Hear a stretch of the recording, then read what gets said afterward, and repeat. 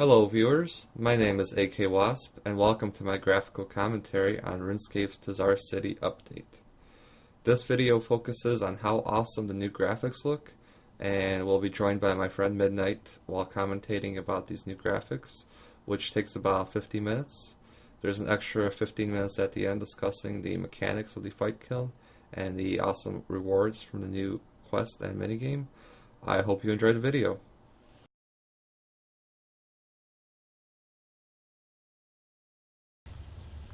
Hello viewers, my name is AKWasp and welcome to my graphical overview of the TzHaar update, including the Elder Kiln quest and the Fight Kiln. And I'm joined here today with my friend Midnite, who is What's up? he's a graphical designer, so he has a good appreciation of all the graphical updates. And that's basically what this video is going to be talking about, is the new graphics. So yeah, we're mostly going to be going over the main things, like things that are everywhere, and then focusing on the specific things that they did, because most of the updates have a certain flow to them, which is pretty much because the TzHaar are completely unique to RuneScape, as AKWasp has said before. So we're going to be going over it, and the first thing that we're going to be talking about is pretty much just the environmental things that they've done with the new update. So. Go ahead and start us off. So, one of the most obvious things that are going on with the environment is the floor. The floor is no longer have lava protruding all through it. It's more of a cracked rock look to it. So before it was just completely lines everywhere, and it was very bright, more of a completely yellow look. And it's nice that they've toned that down a bit because it just makes it so the things that stand out are the characters themselves. And when you put bloom effects on, they really go nuts with that. Absolutely, and that's something that I feel is kind of a shame that a lot of RuneScape players don't play with bloom effects and particle effects. And as if you're seeing the TzHaar City look the way it does in this video for the first time, you're missing out on a lot of really good graphics, because I mean this is what the new graphics in the game are all leaning towards. The glow effects and the particle effects, such as those which are radiating off my gloves. So, anyways, this is the main plaza, I suppose it's called. It's kind of got a circular pattern going on with it, and there's these two magi, which are actually pivotal to the quest, but I don't think they do anything afterwards. So, we want to head over to this door behind us, or do we want to talk more about this area for now? Let's go over and take a look at the door, and I'll point out one of the things that's also recurring throughout the whole theme. So as you know, before the update, if you've been here, you'll see that the floor had a lot of lines going on. So I think Jagex definitely picked up on that and said, you know, let's sort of keep that going. So they replaced the enormous amount of lines with these curvy sort of tribal effects they have going on, like things are intricately curving or whatever in the floor, or even as the lava inside the TzHaar actually has these really nice markings on them. Yeah, absolutely. And so, aside from that, and as you were mentioning just before the video, all the background or the walls have these jagged rocks around them, and the jagged rocks get more jagged when you're in a closer to a hostile environment, that as opposed to if you're in a passive environment like this. Yeah, so you have to remember these guys live pretty much inside a volcano. It is a very sort of dangerous area, but if you get nearer to the Fight Kiln or the Fight Pits, you'll notice that there's a lot more lava around, and the stone and walls themselves get a lot more jagged as opposed to what they are now, which is sculpted with the ever-going intricate markings that are still there. Absolutely. So let's while we're here, let's talk about the two other noticeable features besides this door, which unfortunately doesn't open. It's just a really cool looking door that hopefully, well, it's being guarded by these two guards, so presumably at some point in the future this door will open into something cool. So let's talk about the statues and the guards. Probably the guards first. They're, pretty cool looking. They got the updated obsidian shield and what looks like the two-handed maul that they're using in one hand. And obviously they're glowing because I guess their innards are made of lava. And the common RuneScape theme is that anything that's fiery glows.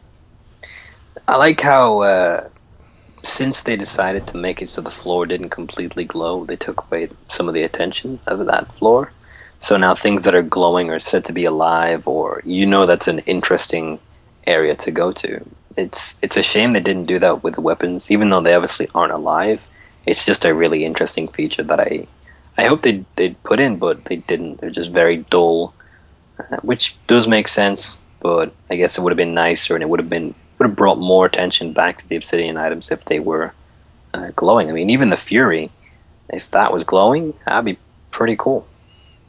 Hey, they may have some enchantment or something coming out in the future where you imbue the weapons and the shields with lava or something, and that might be a Definitely. cool way to implement that. But anyway, so that's about it for the guards.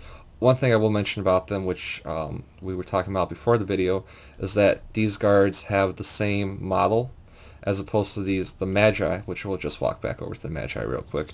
They each have they have the common character model of the Magi, but they have their own unique clothing line, I guess you call it, their own fashion sense, if you will. You want to talk about that? Yeah, so everyone who's played the quest or just sort of knows a bit about the Tsar knows that they are like a civilization. They are civilized and they do have clothing, but it seems like really the more interactive characters are the ones with clothing. So the more important they are, the more clothing they seem to have. You'll notice that the main characters in the quest, these two, have the most clothing that I've seen so far, and they are different, so you can tell them apart. I'm not quite sure what the clothing means. I don't think it has any meaning, but they've definitely worked to make it different enough for you to tell that it's there. Absolutely. So let's real quickly take a look. Actually, we can talk about the statues when we get to the other statues in the fight pit. Just walk over to the gem store straight away since we're right here. Yeah, sure. And this is the gem store, or the gem trader. He has a funky name like TzHaar, I suppose is how you pronounce it. All the creatures in the TzHaar civilization have funky names like that. I think there's actually a translation book available for it, but I mean, I don't know. I don't really care about that. But I don't think I mentioned it yet that these TzHaar creatures and the new Tuk-Tazar creatures are like they're unique to RuneScape. The Jagex has posted a couple times that other games have trolls and goblins and elves and so does RuneScape, but the TzHaar are unique to RuneScape. No other game has them. Yeah, so it's great that they decided to capitalize on that because it is completely unique. They decided to go crazy with some things and really, let's say, characterize them with the sphere kind of thing going on in the circle design they followed suit in. It's great that they decided to go crazy because it is their own thing and they figured they'd make it more unique. Just adding on to the fact that it is completely unique to Jagex. Absolutely. So, what else to talk about here? Mainly, so I guess you call it the vendor stall. It's got this cool triangular pattern. Different stores. I think it's the Magic Shop, which is across the plaza from here. Instead of having a triangular pattern, it has a more of a straight row pattern. And then the vendor itself is one of these guys. There's a bunch of them. They basically roll around. Instead of legs, they have ball for feet, and this particular guy doesn't move, but he does pivot if you talk to him, but he doesn't actually walk around. I think it's an interesting concept for basically instead of walking on feet, they walk around or they roll around on a ball. Yeah, there's a big emphasis on what's important and what's different. The people who are more important have clothing, and the people who are least important are treated differently. And it's interesting to see that the trader, someone who's maybe less knowledgeable, is the person who's rolling around on a ball, as opposed to the big and what seem to be knowledgeable and important magi who were very tall. You know, they have weapons. They have lots of clothing. It seems this guy is much lower down. He's rolling around a ball. He does still have clothing, which is a merit to him being a trader. So he obviously has a purpose, but he just isn't as high up in the civilization as you could say. So it makes a lot of sense, and I really like that. Even though things were already unique, they decided to make it even more unique to RuneScape. Definitely, and we can tell that this merchant did pretty well for himself because I think he's the only character in the game, maybe, or not in the game, but definitely in the city, who can afford a backpack. Yeah, definitely. So he does have different sort of clothing, I think, to the dude who sells runes or magic stuff, who's further down. So it's nice to see that they've made it so you can tell them apart, and you can tell that they're different. Not everyone is exactly the same, has the exact same armor. Does this guy have a backpack? Oh, this guy's that's a different kind of backpack, but he does have some kind of back sack. If you're It's nice to see that, like, because he's a trader, he has a backpack, and he does have a mask, sort of. So that's interesting. It's also notice the bookcase things are different. Mm-hmm. All right. Well, let's not dwell on this too much. Let's head over to the library since we're right here. All right. Well, actually, let's stop at that fountain on the way to the library. So, there's this fountain, and we actually find the model a couple places in the city. But it's nice. It looks really cool, really elegant. It actually doesn't even have a description to it. It's not even called fountain or anything. It's just this cool, like, backdrop to the environment that obviously took, a bit of effort to animate into the game. And it just adds a whole, another level to the ambience of the I keep saying the word environment, but I mean to the city, and it's a nice added feature that doesn't actually do anything, and it doesn't need to do anything, and it's just cool, and yeah, I hope that it's not getting overlooked because I mean it just looks so cool. I mean, it's great. Like, some of these things, you don't have to be like, "Oh, that's amazing," because really, they've made it very clear that the interactive things are where the lava's at, what's glowing, what's interesting. So, it does glow, I guess, sort of, maybe, and it's yellow. Obviously, I don't actually have bloom effects on, so I don't know if it glows. You'll be the one to tell me that. It's But it's kind of flickering. Actually, it's causing like the whole environment around it, so the whole like the walls are kind of flickering, like the light is glowing more and less intensely, like at a random interval, somewhat. yeah, it's great that they have the lava in there, and it's a really nice set piece. And even if you don't directly see it, you'll definitely catch it at the corner of your eye, and it will add to the ambiance of the whole area itself. And it still does have the kind of tribal markings that they've used with the lava. So there's a lot of thought put into it, and it's really great that they've decided to put little things in there just for the sake of it. Also, I have noticed it does have a marking on it. I don't know what that is. What do you mean? You see that? Right at the top of the fountain. Oh, this little, it's got kind of four kind of points coming out of it. Yeah. Well, let's take a look, because we know there's another fountain inside the library. Let's see if they all have it or not. All right. Well, that is cool. So anyways, let's head into the library, which is, it does nothing. But it's this cool extra room that looks pretty sweet. Notice the transition? Oh, was there a fade in there? I didn't Yeah, notice. it was for me. Anyways, something we were going to mention later in the video, but I guess we'll mention it now. When you're teleporting around and apparently just walking through the cave entrances in the TzHaar City, you actually see a fade-in, fade-out transition effect, which is nice and new, and we tested it, and actually if you're just teleporting around the regular outside world, you definitely don't get that. You just get, the flash on, flash off, where here it has the fade-in, fade-out, which is a nice added little feature. Where'd you go? Where'd you go? I'm at the fountain. Oh, all the way to south? Mm-hmm. Does it have the marking? Yeah. I just thought it was interesting. Could possibly be part of the sequel, but it is interesting. It's very random. It's not made of lava. It's just there. Yeah. I don't quite know what it is, but I don't know. It could very well be part of something. It does seem very random to have the same sort of fountain just there in random spots, just for the sake of it, and it does seem to be near sort of important spots. And there's one in the library. There's one, I think, near the birthing pool, and there was one to the entrance to the library. So it could be something important. It could not. Either way, it's great to see set pieces like this. Perhaps. I think it's mostly just aesthetic, but who knows? Mm. Who knows? They did end the quest on a cliffhanger, Yep. and there is that big door that we were talking about that doesn't go anywhere. So obviously, there's lots of room for expansion. So, anyways, while we're in the library, let's talk about the library a bit. So, a few of the cool things. Obviously, these bookshelves don't have traditional books on them. They have orbs, which are, I suppose, they're made of ashes or coal or however you pronounce that, basically.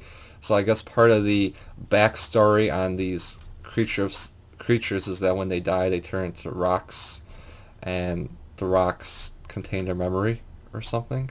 So it Hmm. makes sense that ashes also contain memory. So I think if you examine it, search it, forget what I was doing earlier, but there's some way where it actually lists the titles of some of the books. And I mean, there is some funny books like Fight Caves for Dummies and stuff. So, a- Yeah. and then all the characters in the library are these the Magi characters, or TzHaar Medj, I guess they're calling themselves. And so, which makes sense because they're supposedly the intelligent caste of the society. So the TzHaar are a very strict hierarchy in their society, and actually that seemed to be a point of drama in the quest that might get changed. Not that the quest is going to get Hmm. changed, but that the hierarchy might get changed. Notice they have clothing also. Yeah, do they all have the same clothing? So that one had. Yeah, they all have the same So clothing. these all have the same clothing. Apart from the guy at the entrance, I think. Yeah, apart from the guy at the Yeah, he entrance. has So different it's clothing, but pretty much and all these if it's clothings are different from the two magi that we saw in the yeah. beginning. I think if they have names, they have the base clothing and then little extra parts, or they have completely different clothing altogether. So it just adds to that priority level. Oh, so actually, if you examine this, so we were debating earlier. If you examine this guy who has a name, he's actually a librarian. Whereas the other ones, we were debating if they were librarians or just patrons of the library here to check out some books. Because all it says for them is that they're busy reading. But, Mm. so we know there's at least one librarian, and we Yep. actually don't know if these guys are just, reading or if they're actually, librarians. But I I think right suppose now it it really seems doesn't like matter. the library is kind of useless. But I'd imagine uh, it's going to be tied in with the sequel. Otherwise, there would be no reason for it being here because we can't read any of these orbs. We can't get any information from them. So there must be some purpose for this library. Exactly. And then the other cool feature that, or not feature, but little detail that you mentioned earlier. God, they keep moving so much. I'm trying to get them in focus, and they keep turning on me. Anyways, instead of holding a staff or a weapon, so the magi usually hold a staff. These are holding books, or in this case, an orb, which indicates that they're smart or at least well read. So that Definitely. was something I had noticed. B pointed out earlier. That's cool. All right, so let's move on. Do we want to talk about the lava? Well, I'll just mention it, and then we'll get ready to teleport over to wherever or not the first, the second teleport is on the ring. But I'll just mention real quickly that the lava here, it's in a nice straight line because it's kind of peaceful. It's kind of like supposed to be, I guess, a peaceful backdrop, even though the fact that it is lava.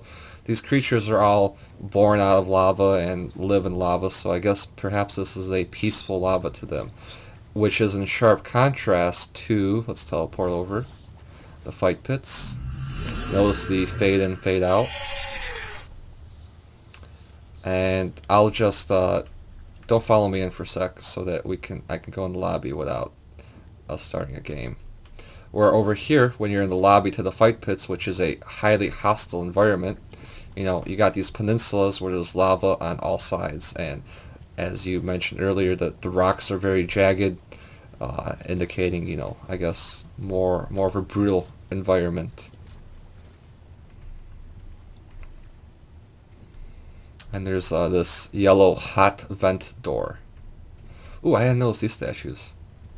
There's a statue of the little guy who rolls around. Obviously, just a statue of him. What are you reading?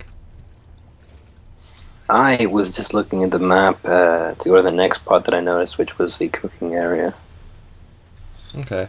I'm just so stay out here. We don't really need to talk Mm-hmm. about the fight pits too much, and luckily, since nobody else is in this section of the map on this world, we don't have to actually go in there. But they still have the viewing orbs, which so the fight pit is this player versus player arena, which is safe. You don't lose any items if you die, but it's a bit of fun.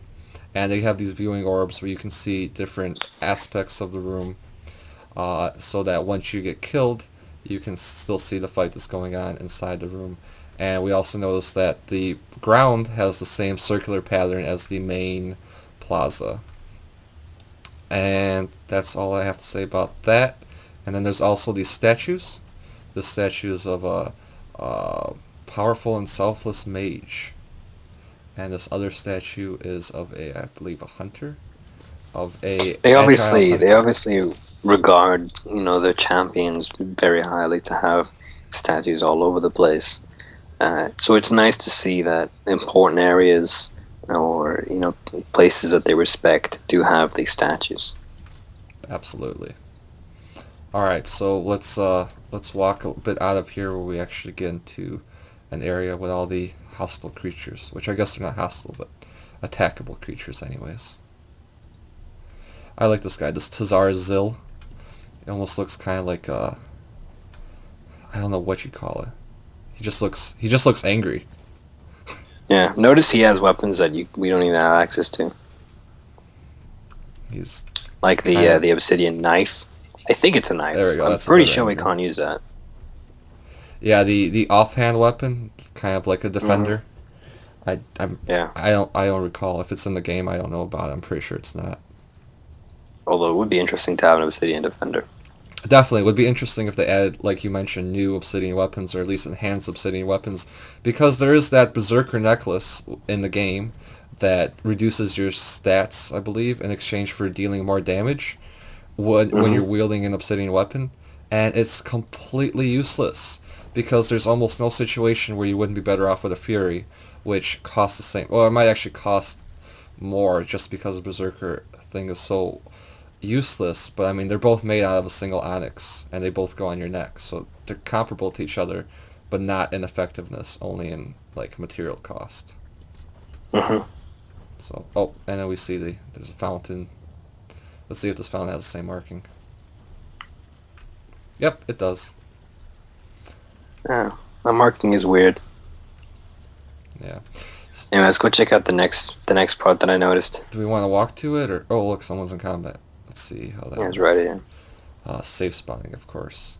Anyways, what do you want to check out? Ooh, this looks So new. notice how this is a cooking area because it has a marker. I assume you can use it on the cooking pans and start cooking stuff.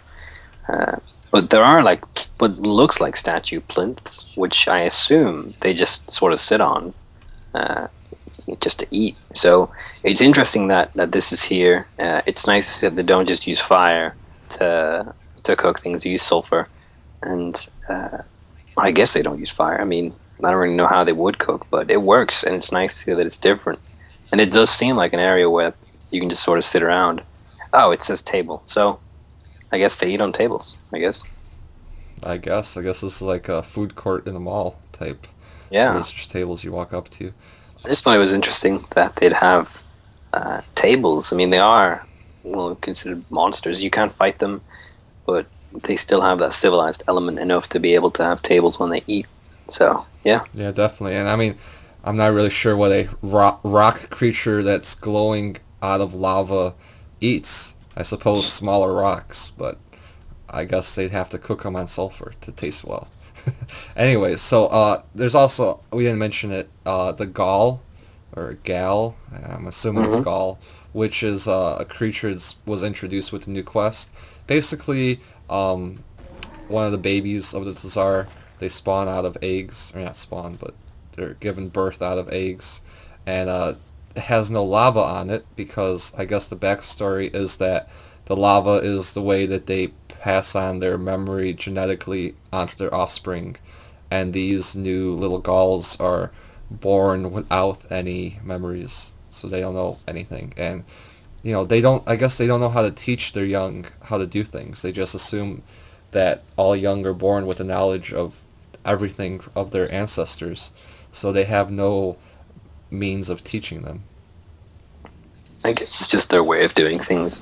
But anyways, It's nice to know that it's different. yeah. So that, I mean, that's more about the story than about the graphics. Let's get back to focusing on graphics. Yeah. Oh, here's one of the guys. Let's see. Is he gonna roll around his ball? Yes, he's doing it. Look at that. It looks so cool. It's such an interesting concept.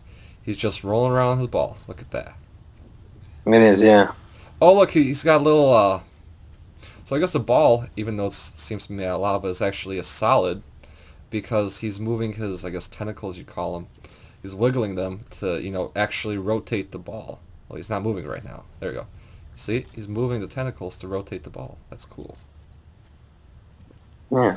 Like, I wouldn't have noticed that unless I had sort of looked closer. Yeah. It is interesting to see things like that.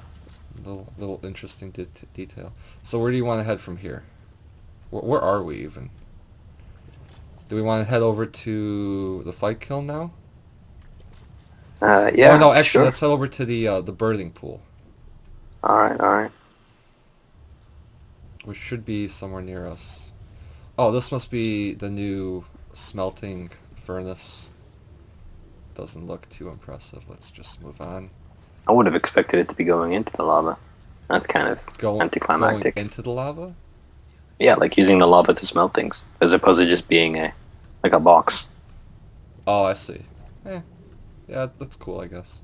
The previous one was literally just going into the lava. It was just a hole with lava. That's it. Ooh, is this anything? Ooh, this guy trades. What does he sell? Oh, he sells the weapons. This is the guy who sells all the weapons. Yeah, I love how they have the weapon racks, more spheres, just holding the weapons in. Yeah, that's pretty cool. And we didn't mention this, but there's these, like, right above where I'm standing. What would you call this? This archway? I don't know. I guess because it's an open area, it's not just rooms, which is great. It kind of marks the area, and notice how everything's sort of compacted. This one right here, you've got the weapon racks all around, and then you have the archway. So really, this could have been blocked off as a room, but they've decided to keep everything open, which I really like. I like the open idea. I think rooms are way too standard to be something that the unique TzHaar race would use. That's actually a good point. I didn't really think of it, but RuneScape has very rigid wall structures. The houses have walls. It's very apparent when there's walls, and the walls always show up on the mini map. Whereas here, they kind of, they create an open atmosphere feel, especially when you're trying to get from point A to point B on the mini map. But when you're actually looking at the environment instead of just trying to play through the environment, you get these sub layers, these sub floors or sub rooms within the greater environment. Yeah. So is this the birthing pool over here? Yep. All right, cool. And this is a cracked egg that has no, I guess it's an unsuccessful baby, and this is a regular egg. This is vividly glowing. I'm not sure. Here, come over here. Can you see it's vividly glowing without bloom effects, or does it just look kind of plain to you? I can see that it's supposed to glow, but I don't actually see the actual light, I guess. Okay. And then if we go over to the northern side of it, we actually see some of these eggs. They're not clickable, but these eggs are within the lava pit, which is kind of cool. I guess they're incubating in lava, or maybe that's just how they're getting their memories through osmosis. Who knows? But there's a bunch of guards standing watch over this lava pit. There's more markings here. Where? Ooh, You see them? you see this? Oh yeah, I do see the markings. 1, 2. I see the markings. They have like different. Instead of 4 prongs, these have 2, and there's another one over there with 5. Yeah, I see that. That's interesting. And this egg right here is actually more of a red than a orange. I guess if they're younger or older, they have slightly different color. But these markings are really starting to. I don't know. They pop up all over the place. I don't really get what they are. Well, let's hope that they build a story around them, because right now they're just cool They're just aesthetic features. Random. Yeah. Yeah. Anyways, cool. Let's are we done here, or I guess so I could talk about how in the quest you have to kind of cast Fire Surge and Water Surge to heat and cool the eggs, but I mean, is that really worth talking about? No, it's not really so much about the graphics, but I do think that the color does represent the heat, and the heat does have a significance in the storyline. It needs to be just the right heat for it to be to hatch. So some of these might be yellow because they're not cool enough, and some might be red because they're too hot. So that might be very apparent to tell whether it's too young or it's not or it's ready to be to have crack out. I guess I don't know. Also notice that the red ones have this sort of casing as opposed to the yellow ones. They still have some rock around them, and one of the eggs is actually just completely covered in Oh, you stone. mean like this one? That's okay. I guess when you were actually saying that, I was seeing these two red ones in the background that totally do not have that. Hey, welcome back. We just had to pause real quick and do a quick little edit because Midnite lost his connection. But yeah, just noticing the kind of rock. Some of these eggs still have the kind of rocky shell, which might have some more significance to how old or how young they are or how ready they are. I wanted to digress just a little bit and say how I really like your how it's graphically related because your sword is probably one of the only swords in the game, as far as I know of, that actually isn't wielded. You just got it right on your hip. So that's kind of cool. Yep, So that's a little that's why I wear the outfit. graphical tidbit that I didn't even know existed in the game. So let's teleport over to the Fight Kiln then. All right, sure.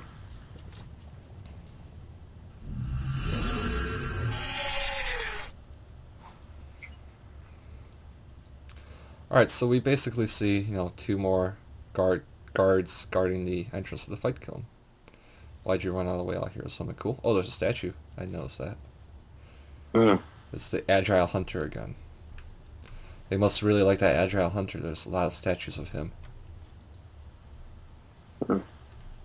These actually have names. It'd be interesting if maybe they actually play a part uh, in the overall story. If these guys have names, maybe they could be champions from the past or whatever. We know that in the history of other parts of RuneScape, there are sort of heroes from, I guess, the lore or whatever. It's interesting that they'd put them there on plinths and have them as statues. Yeah, RuneScape does have a very interesting mythology, and it's kind of a lot more hit or miss than other games because they kind of made up the mythology as they went along. They didn't have a mythology and then build a game around it. They built a game and then they built like a storyline behind the stuff that they built to kind of justify why things are the way they are. Yeah, I mean things do progress using the quests, but it's a very non-linear progression which they just add to whenever they want. There's no end game. There's not going to be a point where the quests sort of finish up the story. That's never going to happen. But it's nice to see that the progression often does go in a way we like. Here, follow me through the cave. We can keep talking while we're doing this because it's actually quite a Mhm. long run. You could just go directly to the kiln, but I wanted to run through it. I already did this earlier, and there's no hostile monsters or anything, so it's completely safe. But I just wanted to kind of talk about how there's this agility jump. Are you in the cave or in the tunnel? Yeah, but there's no point because it's a single player thing. Oh, okay. Well It's then, never instance. mind. I want to talk about that, but it's not gonna work. No, go ahead because I'm seeing the same anyway.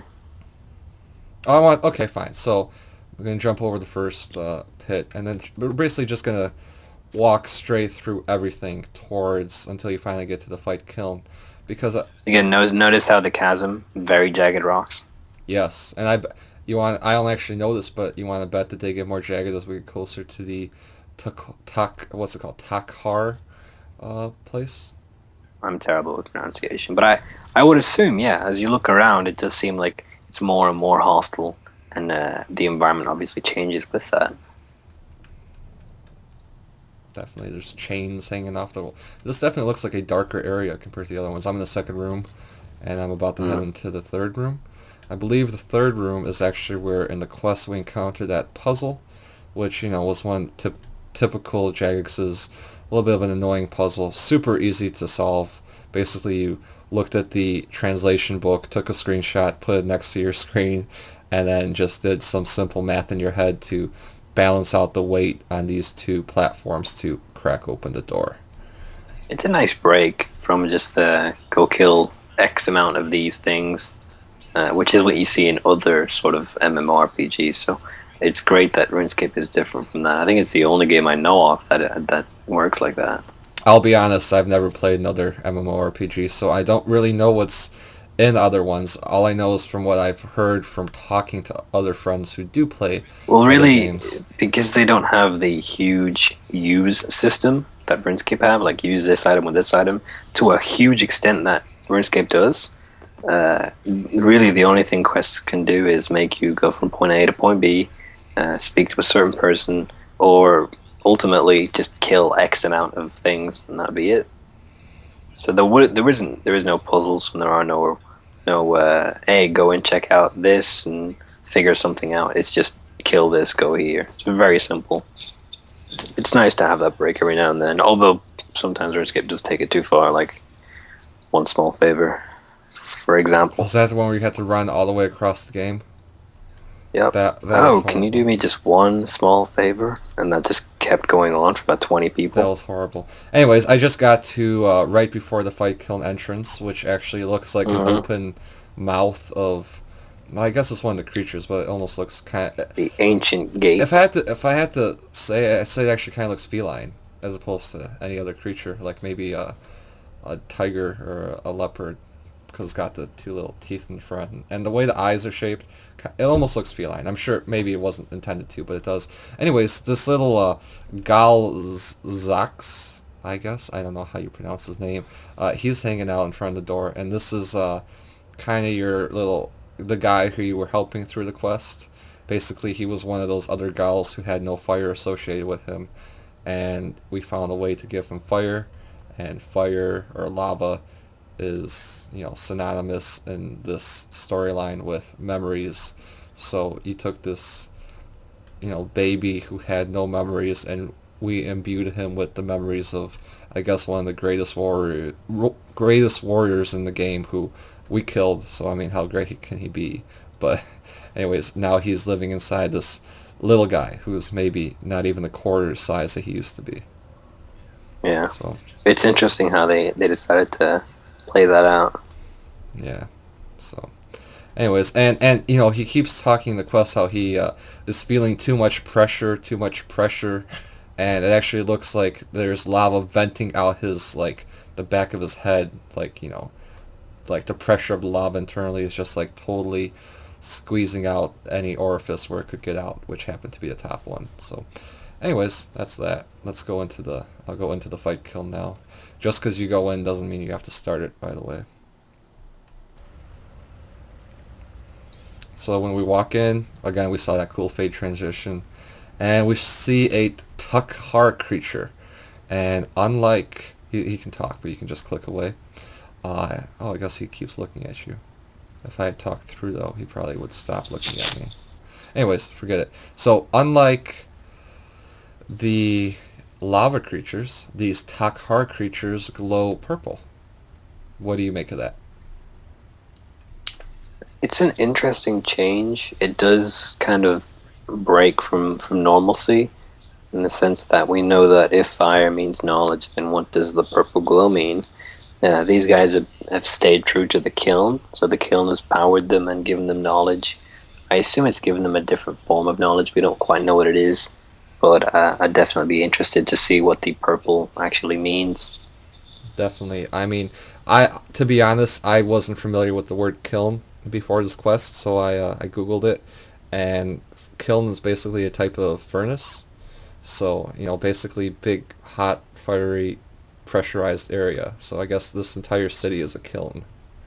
But Well, a kiln is more of a if you make things out of clay, then you'd fire it in the kiln, so it would go. It would become hotter than it is. So it's really a form of creation, I guess. So I don't know. Maybe the Elder Kiln is seen as their point of creation. I think in the storyline they might have mentioned that, where it was, like I said, the point of creation, something very important to them, and it could be how they set it up to be. Maybe. Anyways, the TokHaar creatures have a lot of the same corresponding, or are a lot of the same corresponding creatures as the TzHaar creatures from the Fight Caves, including, Hmm. there's the big magic, kind of like big magic lizard, I guess, who flings fire at you, with his Yeah. tail, and obviously Jad, and their levels are higher, so I'm assuming they actually have higher combat, or combat stats. Although you don't really notice it because you're just praying against whatever attack they're hitting you with, and um, using the same thing against them. So maybe it takes 10 hits instead of 9 hits to kill them. But they glow purple, so as opposed to yellow, and they have higher stats. Yeah, like I said, it's a mystery as to where they're going with the purple. It's obviously a sense of something that's more powerful than the Tsar. Everything indicates that it's more powerful. It could be more knowledge, it could be more aggression. I'm not sure what it means, but ultimately it does seem like it's something that's higher up and maybe more ancient. In the same sense that you have the spell books. There's the normal one, and then you have the ancient one, which is really more reminiscent of Zaros. So he's purple. So it's different. I'm not quite sure what the origin is. They haven't made it clear, but it's nice to see that they went with another color. The sort of yellow glow is cool, but it's nice to see that they added something different and new. So I'm looking over at the entrance, the cave entrance, where there's basically a bunch of heads of, I guess, these TzHaar creatures. They're all, I guess, drooling lava onto Hmm. this other guy's head. I'm not sure if that's supposed to be significant or just kind of cool looking, but it looks pretty cool, and it's interesting what you said about the magic books, because the magic books are the different spell books available, so you obviously can use different spells depending on what, you know not, I don't know what you call it, what magic god, I guess, you're aligned to, or I'm not really sure what the idea is. Basically, there's different spells for different cultures, and so there's also different prayers. There's the curses and there's the prayers, and maybe it would be interesting if these TzHaar could give us a new prayer book. Yeah, it's obvious that different cultures that are similar are indicated in different ways. They'll look different, or they'll just be completely different in model or just the color. But color is something which is very, very prominent because it's the quickest and easiest way. You have red for Zamorak, you have green for Gothics, blue for Saradomin. I don't know if Lunar has a color. I don't think they follow a god. I don't actually know what their color would be. It might be, I guess, white, maybe even Yeah, orange. well, what But it's obvious. what color are the astral runes? Probably whatever that is. It's like a purple, though, isn't it? I don't remember. I don't know. Neither do I. But it's obvious that they use color to change things up and to make it so things are obvious that they're in different categories. So it would be interesting if we could have something like that. We definitely want new weapons with the purple glow. Would be pretty beastly. We know that I think that they're going to update the cape, so it does have a purple trail or glow. That'd be cool. We've Like we the new we've cape. heard that. We don't know that unless do you Yeah. know that? Don't know for sure, but I don't know for sure. No, but I think it's been said in a way which is obviously there's going to be some change, and it seems like the quickest and best change would be to add some sort of purple element to it. Okay, so actually, I was going to talk about that a bit later. But anyways, I have the cape, which is, what is it actually called? It's called a Tuk TokHaar Cal. Anyways, I think everybody's calling it the Rhino Cape because it's kind of got like rhinoceros scales to it. So I'm just gonna call it the Rhino Cape. And yeah, we can see it looks pretty plaid. It has absolutely no bloom effects and no particle effects to it. So it would make a lot of sense if they added the purple glow to it, because it came from these purple guys, And then I also have a fire cape with me, so when we put on the fire cape, we see that it has, the lava, and that came from the yellow guys, and it has a yellow color to it. But these purple guys give you a black cape. So what's up with that? There should be some purple associated with it, I think. Yeah, I mean, things that are glowing are either really important, really high in priority, full of knowledge, or simply living. The fire cape could be many of those, and you could kind of dissect it and figure out what it is. But with the what you call the rhino cape, it's interesting that it's just dead. It's just a completely sort of black, scaly sort of, what is it? Four scales on top of one I think another. there's Or five. is it There's five? five. So yeah, it's like four triangles, five triangles, one on top of the other, sort of. It just seems like a very dull thing to have. It would be nice if they did something with that. I don't know how they could go with that, but definitely a purple glow would suggest life or something to it. In a similar fashion to the fire cape, I thought it would be a lot more like the fire cape, but with the purple. It would have been nicer to have that. One's orange, one's purple. That's something that I thought would be interesting, but it's not.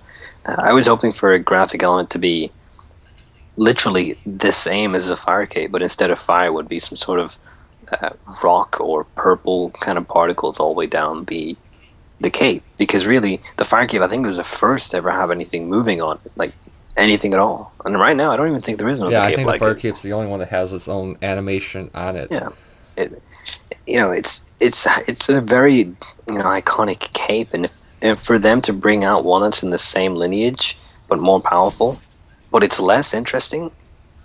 I don't really understand what the game plan was with that. Neither of these have the shoulder pads that a lot of other. My other cape is the Arty Cloak, which also doesn't have shoulder pads, so it's not the best demonstration.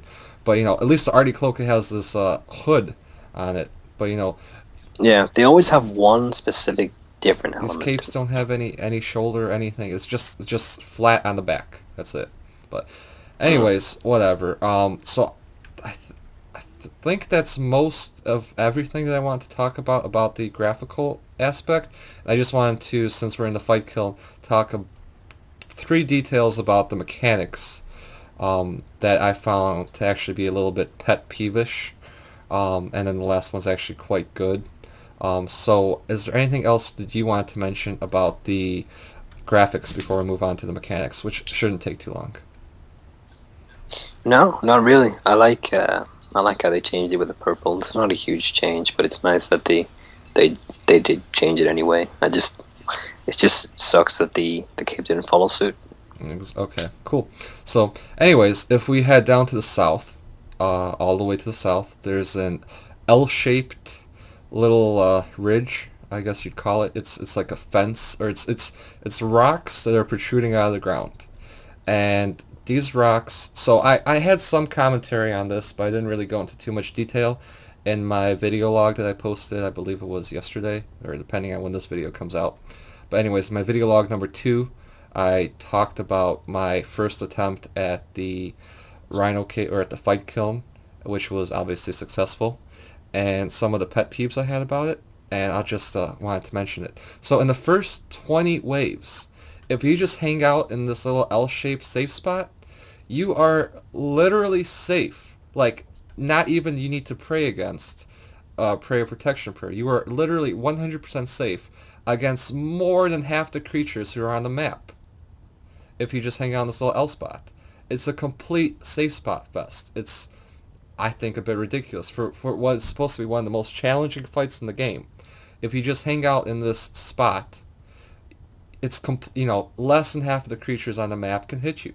You don't even need a strategy. I've seen some strategies online, different safe spots, go here, go there, run here, run there. If you're lower level, then you're struggling to compete in the battle, you probably want to use that. But if you have, decently high skills, you just hang out in this L, and for the first 20 waves, which is more than half of the waves, you're safe.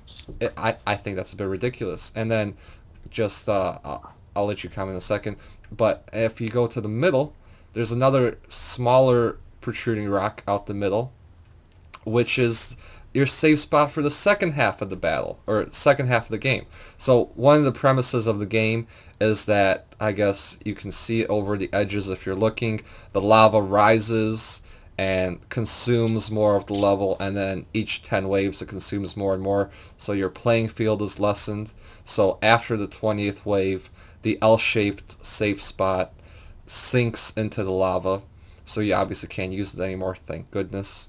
And but you can still use this safe spot right in the middle, which you just hug it either on the north side or south side. I forget which side's the better side. I think it's the north side.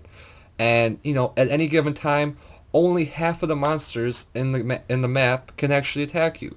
So it just basically cheapens the fight because you only have to deal with less than half or half of the monsters at any given time, and that's just a mechanical thing which I don't see getting fixed, not anytime soon. I don't see that getting fixed even in the distant future. And I mean, yeah, it makes it a little bit easier. I feel it cheapens it out. Do you have any comments on this? Have you experienced the same thing? Did you even know about this? I knew about it. My first impression was, it's hugging the wall. Like, if part of the battlefield's going to disappear, it's going to be the edge first. So it's going to be the first thing to go. So that's at least lessens the annoyance of it. The other thing I noticed that doesn't make sense, if the lava rises, how does it consume the edge of the battlefield? The battlefield is completely flat. That doesn't make any sense at all. But whatever, it doesn't make much sense to me, but I guess it makes sense to them. And as opposed to the middle protruding thing, that's completely necessary. I think it would be physically impossible to do it without that little thing in the middle. Because when you're fighting two Jads, you're going to need one safe spot. You cannot two Jads at the same time. I think that would be physically impossible. If the Jad can... I mean, if you're wearing max gear, I assume the Jad's max hit may be like, 300, 400? I honestly don't know. I'm guessing here. But I don't think it would be possible to survive two Jads at the same time. You wouldn't be able to pray fast enough. So I think that's why it's there. There's no other system where you could have two Jads to fight and that middle thing without that middle thing being there. I agree to an extent, but it's just to the what my pet peeve is the extent of how safe you actually are. So, for instance, where was I going with this? So, I agree. Yeah, you definitely can't reliably take on two Jads at once. But so I did this on my first attempt without any experience in the Fight Kiln, so I struggled a little bit. But I didn't use any next gear. I just used Bandos, Armadil, and Ganodermic armor. So I had no, life boosting gear, and and no spirit shields. I didn't have a divine or an Elysian. I used an Eagle Eye Kite Shield as my shield the whole time. And I got through it. I used almost all my resources, but that's because I really messed up on the boss at the end.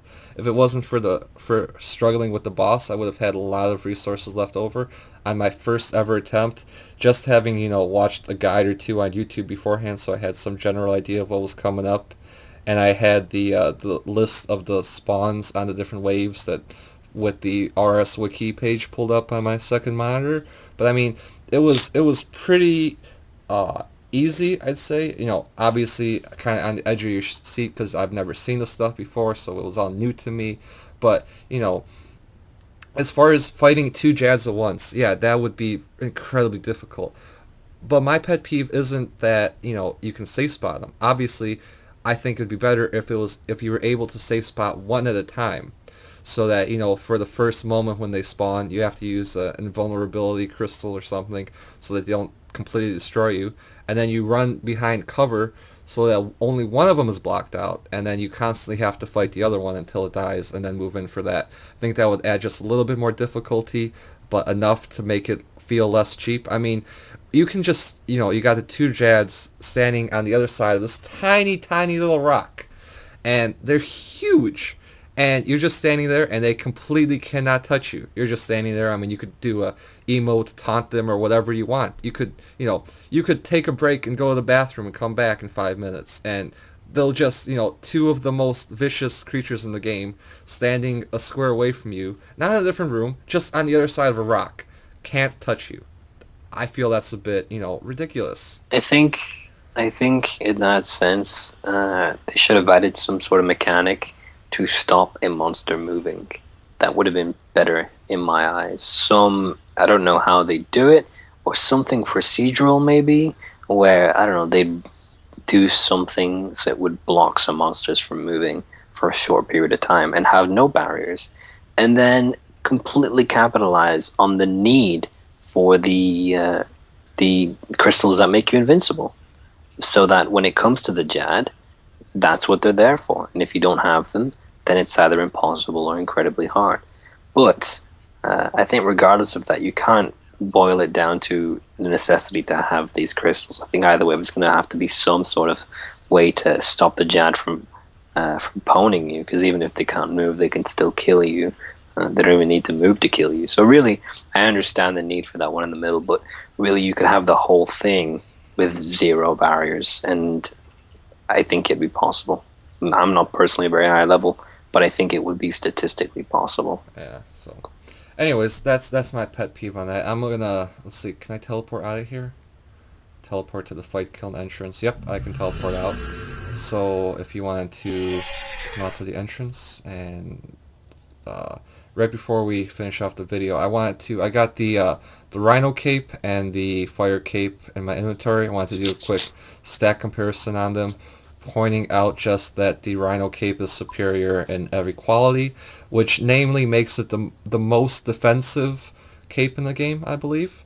The most, well, not the most accurate cape in the game, because it gives 3 to all the attack bonuses, but I think it is short of the completion escape. well, no, because I mean I got right here the Artie Cloak 3 and 4, which both give +6 to stab, and that's a nice bonus right there. That's twice of what this does. So, anyways, it's definitely, but it doesn't give any strength bonus. So the Rhino cape definitely gives the best. It's the best melee cape in the game, pretty much hands down because of that +8 strength bonus.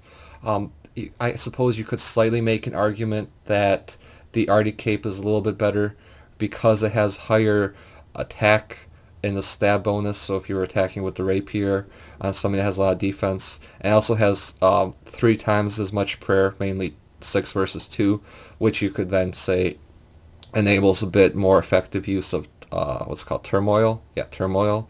So you got that bonus there. But for the most part, the Rhino cape is definitely the best cape in the game. It's not, terribly, or not, so much better than the Fire cape. It's appreciably better. It's totally worth getting. But, if you are struggling and you just keep failing at the Fight Kiln, don't worry about it. The Fire cape is plenty strong enough too. Any comments? I think it's a shame that it's a melee cape. I don't think that makes much sense to me. Like one of the Q&As in RuneShark's video, someone said if you have to use the combat triangle to get through the kiln successfully and quickly, how does it make sense to have a melee cape? And they said, well, it doesn't necessarily correlate. That's true, but I don't see why people should just get a melee thing for it. I understand it probably caters to most players, but what stops them just having one of each, or picking, pick either you want the melee, the mage, or whatever. That would have been something that made more sense to me. I don't see why not. That's a good point. I like that point. That's good. And that actually kind of transitions well into the second thing which I wanted to compare, which was the ring, which is the reward from the quest. And I'm just going to do a quick, comparison with the Onyx ring, because it is actually an absolutely awesome ring. It gives +4 to all the attacks and all the defenses, which is just so freaking good. And it has unlimited teleports, 1 square away from a bank. So it's great if you need to teleport to a bank, but that's not what makes it awesome. What makes it awesome is that it's +4 to all your attacks and your strengths, which is, just 2 shy of what the Onyx ring imbued does. And it's actually equivalent to what the imbued diamond ring does. Now there's certain reasons why you would want one over the other. Obviously, you take the one with better stats, but to get the Onyx ring eye, first of all, it costs something like 8 million. Probably going to drop a bit with this game introducing a bunch of Onyxes into the game. but it costs. It has a value, an investment value to get the Onyx ring, and when you die, and I've lost 2 rings before, so it's actually my 3rd Onyx ring already. You have to buy it back, as opposed to this quest reward, which is completely free to get back. Now, to get the Onyx ring and to equip it, it has absolutely 0 requirements. You just you don't need any stats. You could put it on a level 3 with no stats, and it's probably one of the best things you could do. Except you have to spend, I don't know how long it is. I think it's like 30 hours in the mobilizing armies minigame, which is just like one of the worst minigames that Jagex ever came up with. It was a cool idea, but absolutely inappropriate for RuneScape. It was more appropriate for maybe their Fun Orb website, but it was just it's a complete fail. Nobody plays it for fun, and if you're actually doing good and winning, you can't get any more points. They cap the amount of points that you can get to like 12 an hour. So it's equivalent to if you lose every game that you play for an hour, you get the maximum amount of points.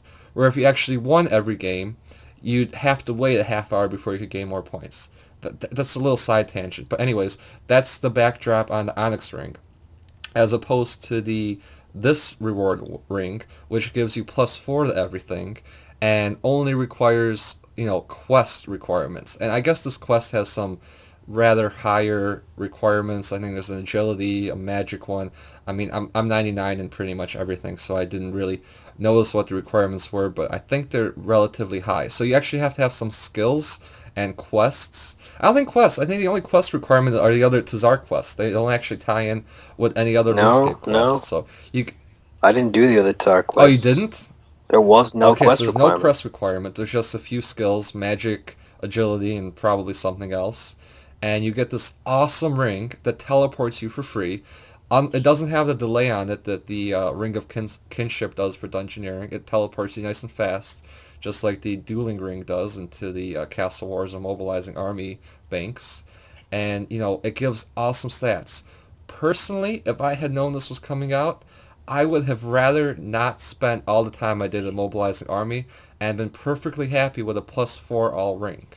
Now the other feature about this ring is it's +4 all, but it also means it's got the 4 magic attack, the 4 range attack, which they're individual rings. The archer ring gives just +4 ranged attack and defense, and that's it.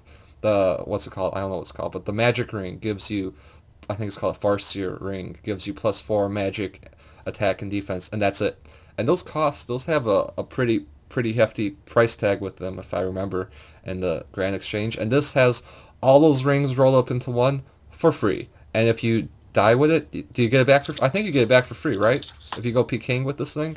No, no, you have to pay a certain amount of toggle. I think it's 20,000. 20,000. All right. Well, No, wait, no, it's a lower amount of toggle. I think. I'm not quite sure. I think it was a very low amount that you have to pay to get it back, or you get it for free, but it has no charges. So you have to buy more charges. You don't something need like charges for it to have the bonus.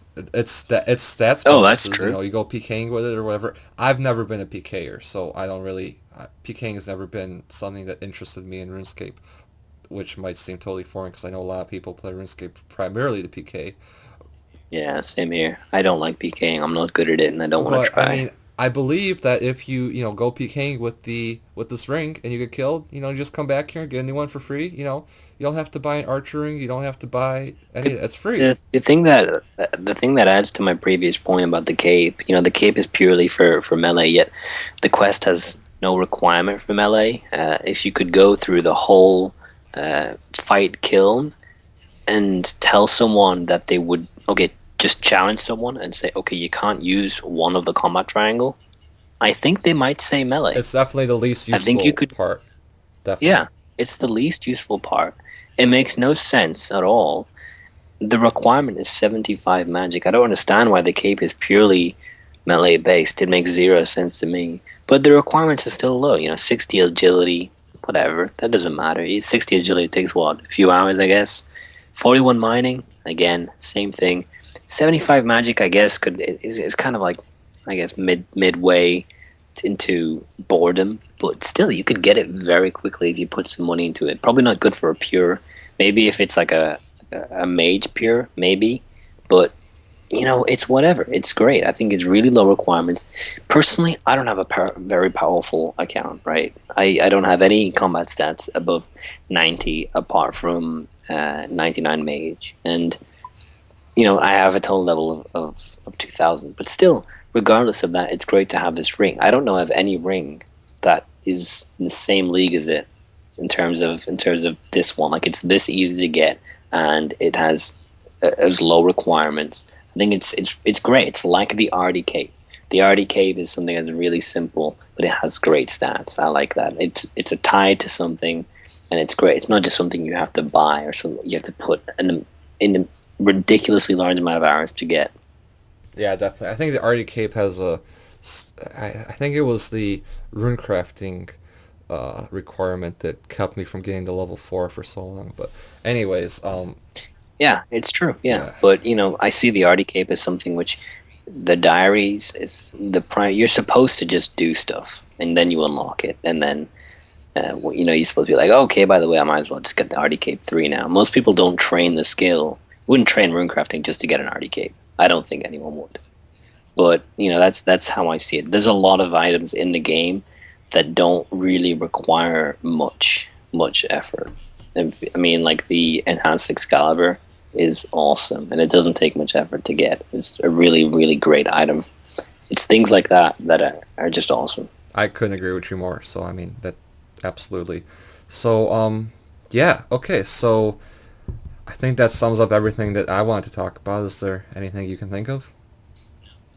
No, that much wraps it up. Wraps up the whole graphic Okay, I overview. think it might be a bit long. I didn't actually time it yet, but um, Nah, it's fine. People who play RuneScape, I'm telling you, I love it when a video is really long. I can just listen to it while I play. exactly. And this kind of has a podcast like feel to it, but it's not the same way that I plan to do podcasts on my channel, AKwaspRS. And in fact, if you want, I'm thinking about recording one with you this weekend about I haven't really picked a topic yet, but podcasts are just purely audio for the most part. I'm going to actually have some motion graphics going on in the background, but they won't add anything to the actual video itself. You could easily just listen to it literally on your iPod. I guess that's why they're called iPod or podcasts. Whereas this is graphically inclined, so you pretty much the whole point is to watch it. But yeah, I mean, if you're doing Yeah, something, oh my God, RuneScape has so many boring skills where you just, you click a tree and then you wait for like 20 hours and then you gain a level.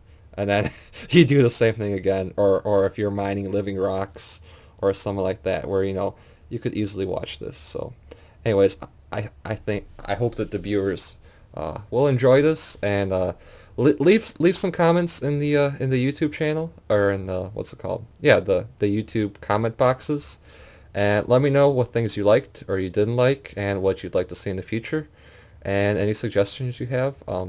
At the moment, my channel is going to be divided up into guides, which unlike this, I'm taking care to try and be concise yet thorough. And then I also have video logs, which are just, your general, what's it called, skilling, your updates of what you've done in the game type deal. So I have one, or whatever, I'm not going to talk about what I have, but, your general kind of adventure log type deals, which aren't on a set schedule. Just basically when I have some content, I put it up. Probably aim for about 10-15 minutes on those. And then I also have this, which I guess I kind of want to develop into a graphical series where we kind of go around and we talk about, anytime that RuneScape has a graphical update, which is going to be, a lot this coming year, and even maybe backtrack through some of the older areas that haven't been updated in a while and just totally show a sharp contrast.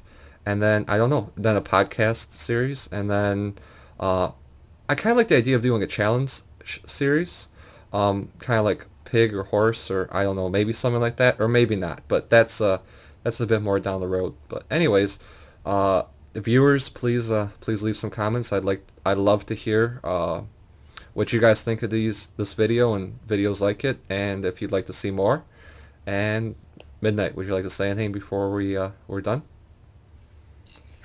yeah, guys. If you want if you want guys who are interested in stuff like that, or primarily, I know this is what it is for me. If you really want the kind of RuneScape related videos that just last a long time, it's something to listen to.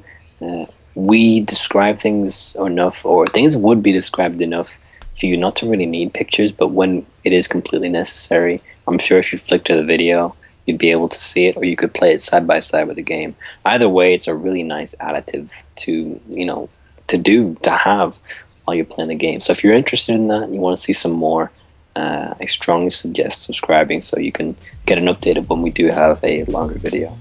Okay, great. Well then, I guess that wraps everything up, and thank you guys for watching. Please subscribe to my channel, and see you guys soon.